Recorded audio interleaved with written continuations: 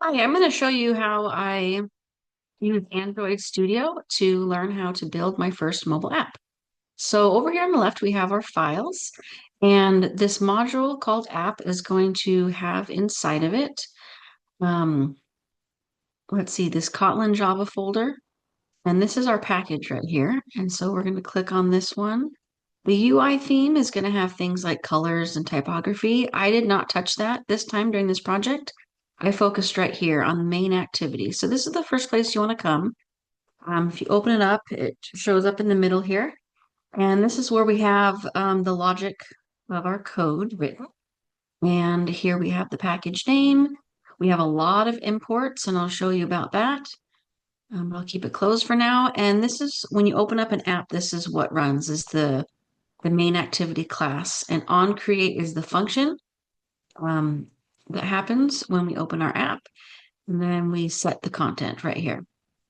So one of the cool things that is here is this scaffold, which I just tried out. I didn't do a whole lot with it, but you can add a layout that people are used to when they're using apps. So it has a top bar and a bottom bar that I'm using that is kind of similar to HTML header and footer. So for the top bar, I have the title of my app, which is IR log. It stands for insulin resistance. And then the bottom bar, I have a little medical disclaimer. And then I have my main screen function, and that's written down here. And I use Jetpack Composable. So all of the functions in Jetpack Composable start with this. And then I have two screens in this project. I have my main screen and my result screen. So I don't want my result screen to show yet. So I just use a conditional here to make sure that it's not showing and that we just go straight to the main screen. And then I'll call the result screen later. If you get into more complex projects, you'll use files to keep your screen separate. But since this is a small project, it's all just right here in this main file. So um, the way that I laid it out is by using a column, and you can use rows as well, but I just use one single column. So after my top bar, you'll see that I just have a column of elements. If you look over here on my emulator phone, it'll show you that. And so what I have first is an outlined text field, and then this spacer right here adds a little bit of space in between the elements, and then I have a button labeled glucose. Okay, and then I have this little on click. And then when you on-click it, it resets the value of glucose. And then I will display it right here with this text field. So see how they're just all listed right on top of each other. I have these spacers in between. And then just to repeat and practice some more, I have also the same things again. These are all the same as the glucose, but for ketones. And you can see them all here stacked on top of one another. And then I have this button at the bottom, my calculate button. And this one does a little more. It will down here call my functions in metabolic values. So over here, if you look, I have another module called metabolic, and this is where I imported some code from my Kotlin project that I did last time. And so if I come down here, calculations, I'm going to double click on this, and you can see that I have my two functions, and that's what I call right here to get the ratio and the results. And then the show result screen will be true. And then we can come down here to the results screen. And this is where I'm able to have, I was able to put in some pictures, and I'll show you that. So let me show you how the inputs work. I can put in my glucose. So I can say that my glucose is 80.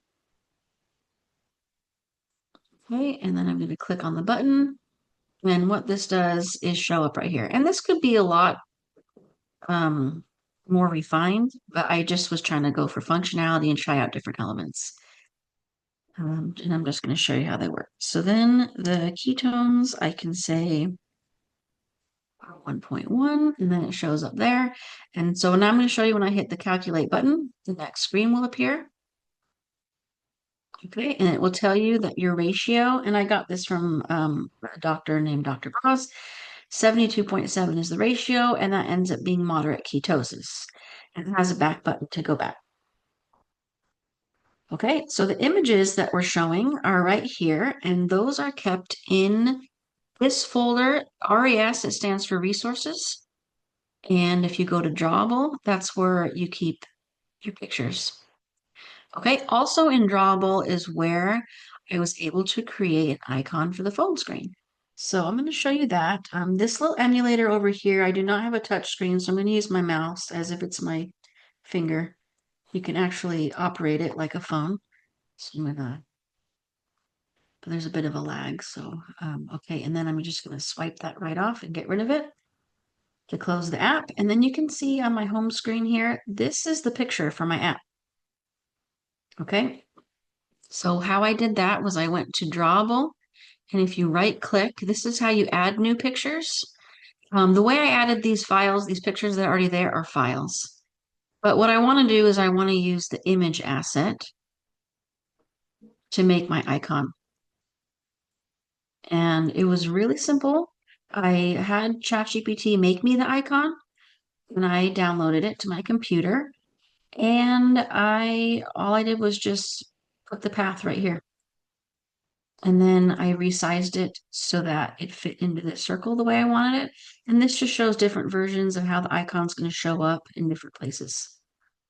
And then once that looks good, you can just next and finish. And that's all you have to do for that. And then again, I'll show you, you can just click on it and it opens up your app.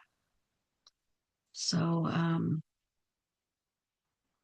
I'll just let that open. And I was going to show one more thing that was really helpful for me. When you start putting in these elements, you'll find that you have to import so many things. Everything's an import. And so, but there's a really cool way to import it. So for example, if I want to do bottom app bar in my scaffold, actually, okay, so in order to show you, I'm going to erase the import and I'll show you how to put on the import.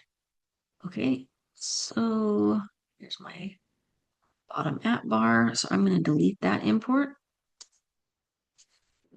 and save it. And you'll see that it will turn red.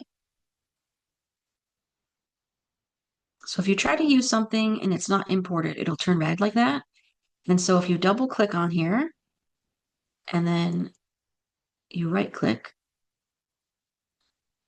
just give it a minute, it's kind of slow. Then show context actions.